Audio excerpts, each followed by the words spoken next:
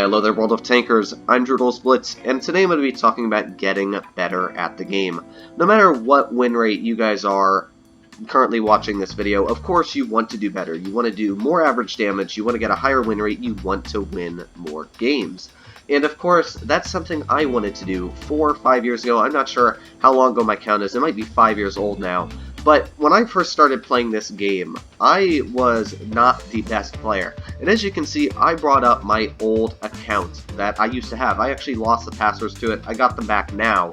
But at that time, I was stupid and I didn't think to check the email for getting the passwords back. So this was my old account, where I don't have a crazy amount of games on it. I've got about 5,000 battles, but 5,000 games is a lot of battles. That is hours and hours, days upon days of playing the game, and I played on this account for about a solid year straight. And as you can see, I was not great at the game. 49.91% win rate is not spectacular. Out of the 5,000 games, I had 342 average damage, with average tier being about 6. That is terrible average damage. My survival rate was 11.9%. Damage ratio, awful. Kill ratio, awful. I was literally rated as bad in my WN7, and WN8 was pretty much the bottom line of average.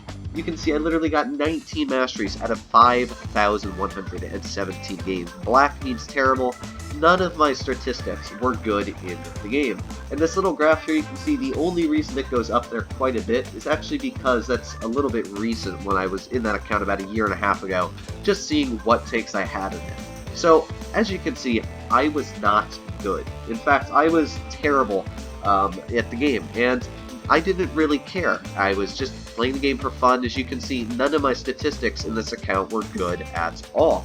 And what I've learned is that I've become a really good player just from playing the game over time, learning things, playing more, watching YouTube videos. And that's one of the most important things that people just don't do in Blitz, is they don't try to learn more about the game. I'd say 40-50% of people that play Blitz don't even watch YouTube videos on the game to see how to do better. And it doesn't matter if they're watching my channel, Meadsy's channel, Pantouf's channel, it doesn't matter whose channel they're watching. But learning new tips and tricks about the game is always something important. I can guarantee probably about 10 to 20% of the guys, you guys watching this video, and I'm not singling anyone out of course, but I'm guessing a lot of you don't know what shell normalization is, how high explosive actually calculates your damage, what aiming time actually is. Believe it or not, a lot of people always comment on my videos, oh, Blitz stars and Blitz Hanger are always off on their aiming time statistics because it's always a lot less on Blitz stars than it is in World of Tanks, the game. And the reason for that being is because aiming time is actually listed in the game as the amount of time it takes for the reticle to get 2/3 the size of what it is the largest. And if you don't believe me, you can definitely check on World of Tanks Wikipedia, but that's how it is actually numbered in Blitz on the aiming time. So if you have a 7-second aiming time, it takes 7 seconds for the aiming circle to get from full size to 2/3 of that size, where Blitz stars is telling you a different type of ratio. So it's a little bit different on how aiming time actually works in Blitz compared to what a lot of people think. The 3 calibers rule, there's all these things that a lot of people don't know.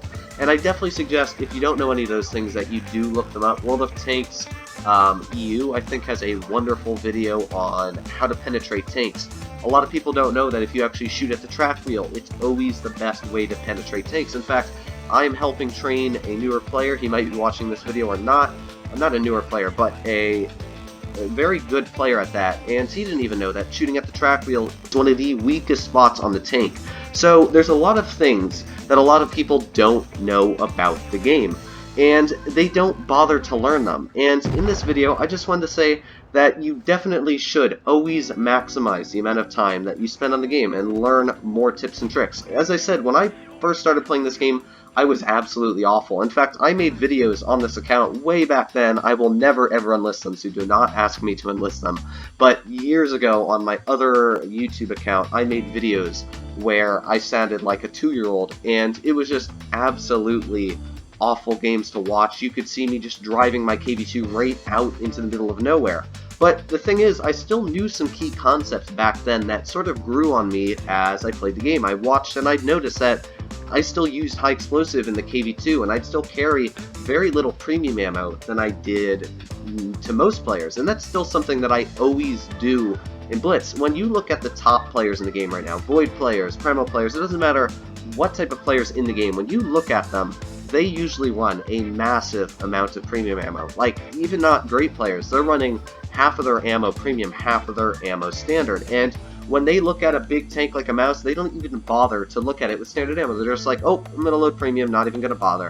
When I go up against a mouse, I will spend a good solid 3-4 seconds knowing where to penetrate its weak spots, even if it's behind a bush. I'll know where its weak spots are because I know the armor profile of a mouse, and I'll know how to take it out. And I don't need premium ammo to go through a mouse. I'm, first of all, saving credits, which is one thing a lot of people struggle to do, is save credits.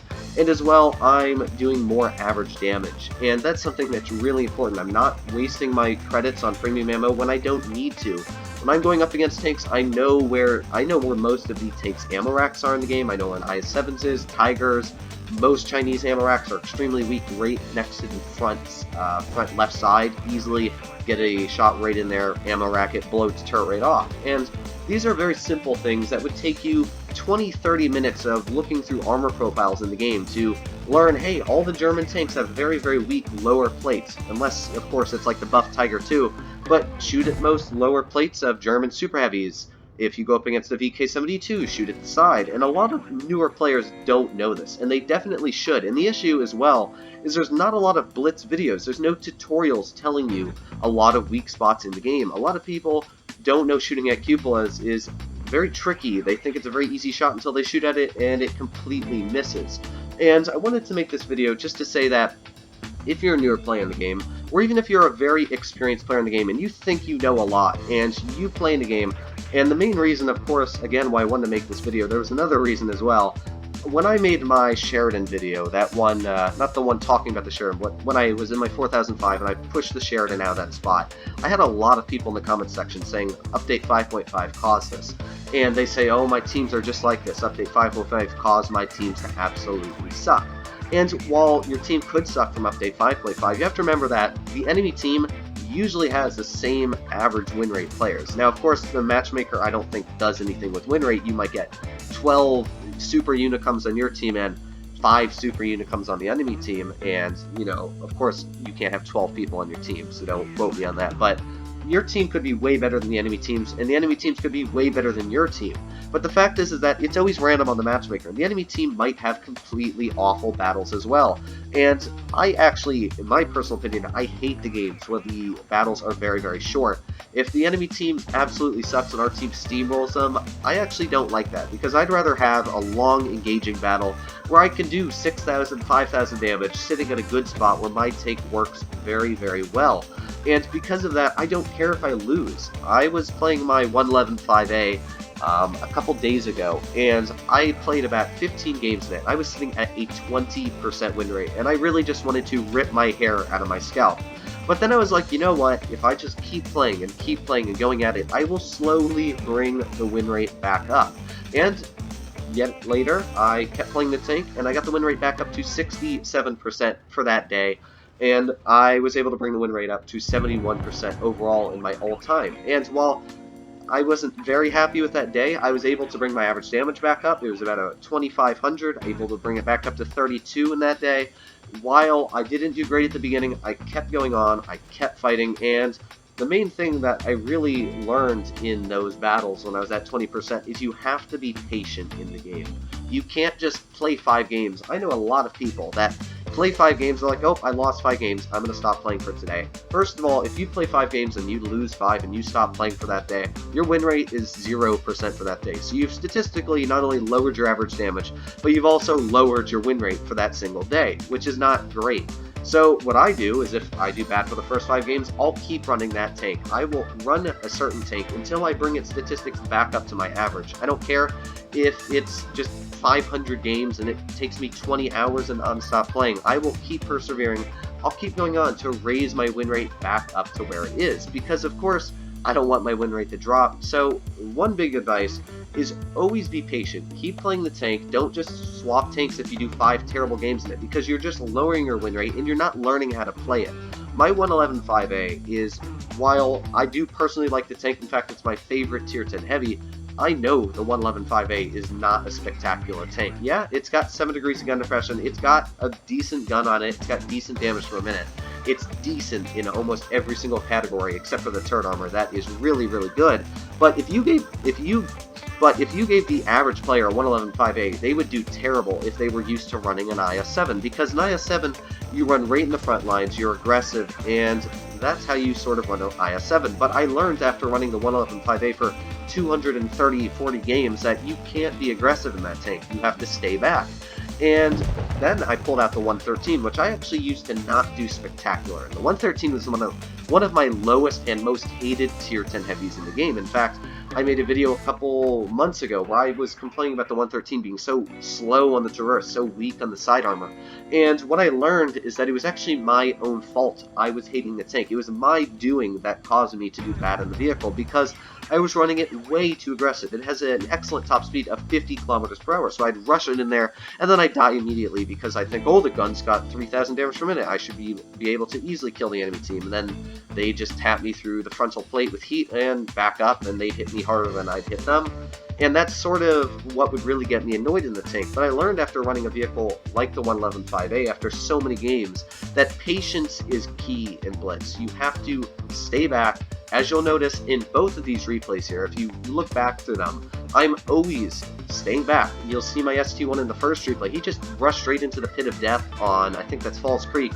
What's the point of doing that? You're literally screwing your game when you go in there. The mouse came in there, absolutely wrecked the ST1. I just sat there, did my shots, took a couple shots back, and I was able to output 5,000 damage. The second game, again, I was able to pull off a Colabanos because I saved my hit points. I wasn't super aggressive. Being patient, staying still is one of the best strategies in Blitz. It's the way to win tournaments when you capture bases.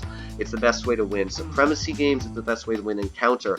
Being patient. So that's what the main idea of this whole video was, is I wanted to say, be patient, don't blame your teams, don't blame updates, because while my teams do suck some of the games, the crazy thing is, I'm still able to output a 70% win rate on average in tier 10, 3,000 average damage, and I'm able to do that every single day. In fact, after I've been more and more patient every game, my average damage has jumped up to 4,000 in some of my tier 10 vehicles. So being patient is extremely important. So I hope you guys did learn a couple things from this video. But other than that, guys, I hope you did like this. As always, make sure to hit that subscribe button down below if you did like it. If you didn't, well, you know what to do. Hit that down below button. Let me know why my opinion just absolutely sucked, or you completely disagree and think update 5.5 is the reason why you're sitting at a 30% win rate. But other than that, guys, I hope you all enjoyed it, and I'll see you in the next one.